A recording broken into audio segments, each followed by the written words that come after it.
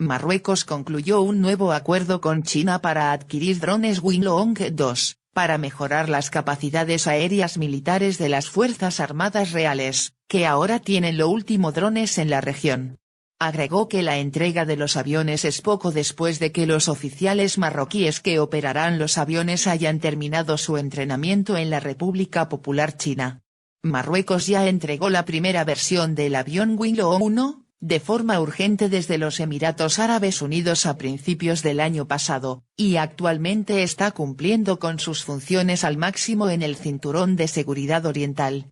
Este acuerdo se enmarca en el esfuerzo de Marruecos por crear una enorme flota de drones y diversificar el escuadrón de drones para contrarrestar los movimientos de las fuerzas del Polisario que se basan en tácticas de campo no especificadas, ya que los drones de Marruecos fueron capaces de barrer vastas áreas en el desierto y establecer objetivos. Los militares, que deben ser atacados precisamente sin la molestia de moverse en el suelo y correr riesgos, que es lo que realmente sucedió en la operación que tuvo como objetivo a uno de los líderes militares del Frente Polisario, Da al-Bendir. Las Fuerzas Armadas reales poseen una flota de drones no tripulados de varios modelos, en particular 3 drones de vigilancia Heron de fabricación israelí adquiridos por un valor de $50 millones, drones avanzados Arban y el famoso avión MQ-9.